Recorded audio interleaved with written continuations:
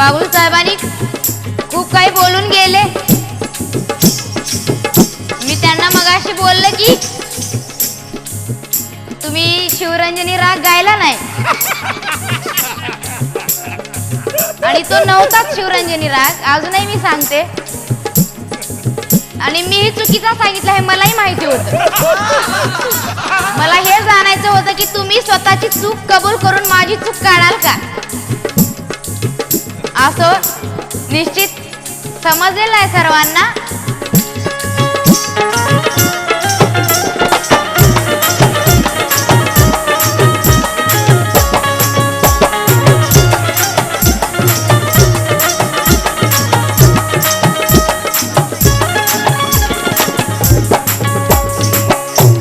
बाबुल साहब ने गाना सुनाया, सुनिए कौन सा गाना.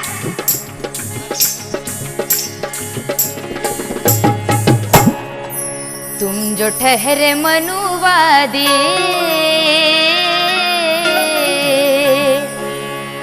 तुम जो ठहरे मनुवादी, बुद्ध नहीं समझोगे.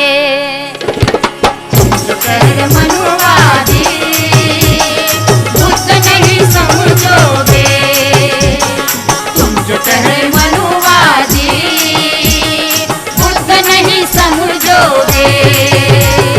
तुम जो ठहरे मनुवादी, बुद्ध नहीं समझोगे. तुम जो ठहरे मनुवादी,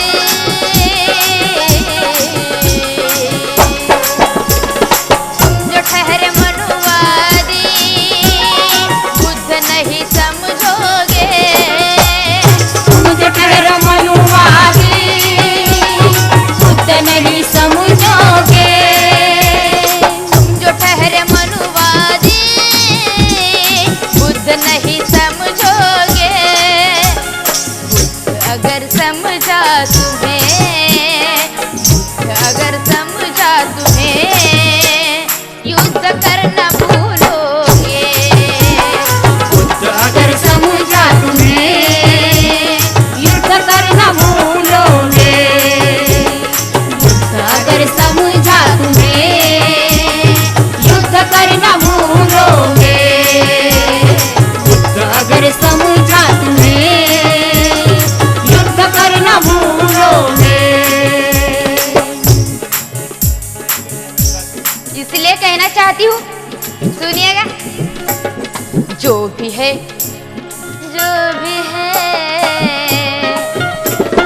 जो भी है वो मनुवादी. बाबुल साहब सुनिए. जो भी है वो मनुवादी, जो भी है वो मनुवादी, हम आंखें उनकी खोलेंगे. जो भी है वो मनुवादी, हम आंखें उनकी खोलेंगे. जो भी है वो मनुवादी, हम आंखें उनकी खोलेंगे. जो भी है वो, जो भी है वो, जो भी है वो मनुवादी, जो भी है वो मनुवादी, हम आंखें उनकी खोलेंगे. जो भी है वो मनुवादी, हम आंखें उनकी खोलेंगे. जो भी है वो मनुवादी, हम आंखें उनकी खोलेंगे. जो भी है वो मनुवादी, हम आंखें उनकी खोलेंगे. जो भी है वो मनुवादी, हम आंखें उनकी खोलेंगे. और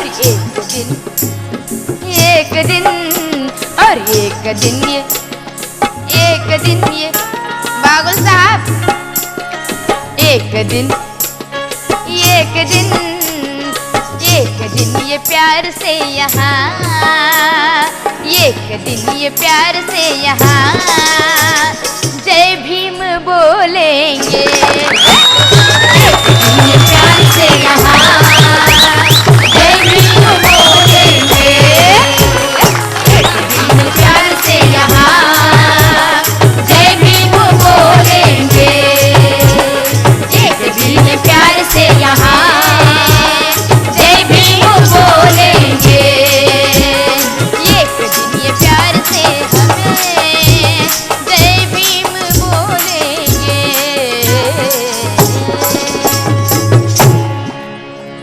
ऐका, या कार्यक्रमाचा शेवटचं गीत सादर करते आणि अगदी गोड असा या कार्यक्रमाचा मी शेवट करणार आहे.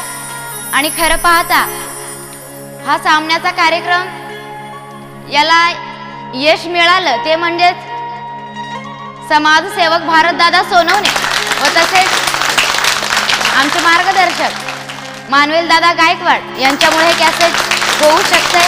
आणि त्यांनी मला इथं गाण्याची संधी दिली त्याबद्दल मी त्यांचे मनपूर्वक आभार मानते आणि या कार्यक्रमाचा शेवट करते. ऐका.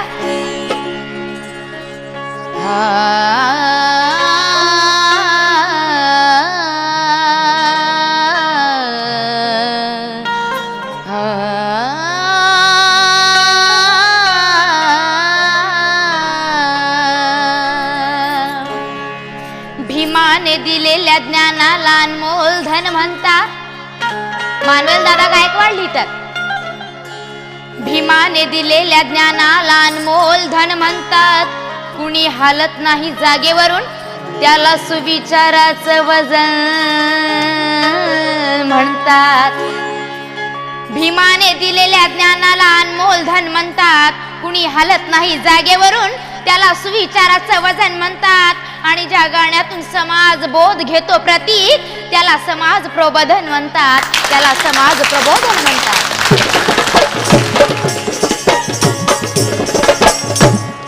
आणि म्हणून ऐका, 11 महिन्याचा करार करून भाड्यानं राहू नका.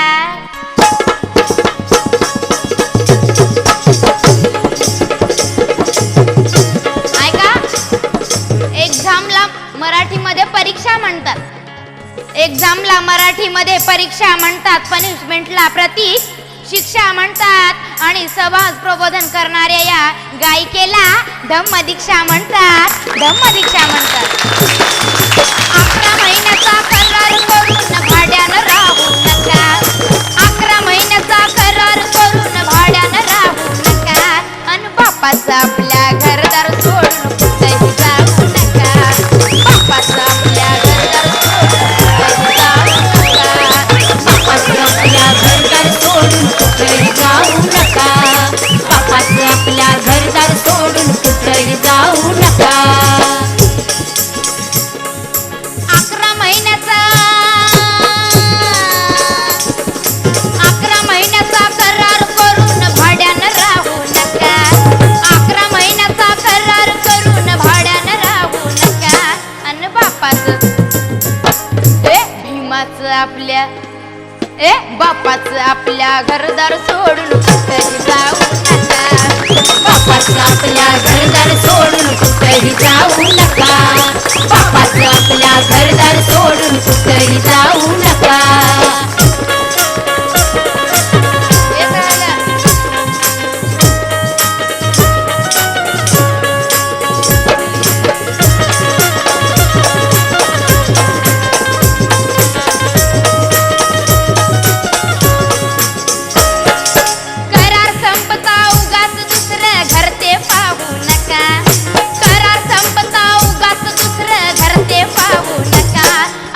बापाचं आपल्या घरदार सोडून कुठेही जाऊ नका. बापाचं आपल्या घरदार सोडून कुठेही जाऊ नका. बापाचं आपल्या घरदार सोडून कुठेही जाऊ नका.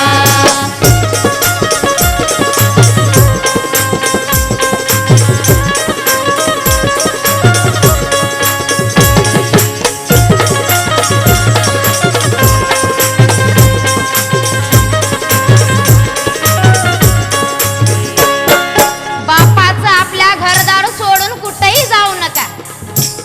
आमचा समाज इकडे तिकडे भटकताना दिसतोय, परंतु हे कुठेतरी थांबलं पाहिजे. कारण बाबासाहेबांनी अति परिश्रमातून या समाजाला उभं केलेलं आहे, घडवलेलं आहे या समाजाला. बाबासाहेबांनी स्वतःच्या घराकडे सुद्धा लक्ष दिलं नाही या समाजासाठी. आणि महत्वाचा उद्देश हा जो इकडे तिकडे समाज भटकतोय तो न भटकता एकीनं या समाजाचं रक्षण केलं पाहिजे. आणि म्हणून करार संपता उगाच दुसरं घर ते पाहू नका. करार संपता उगाच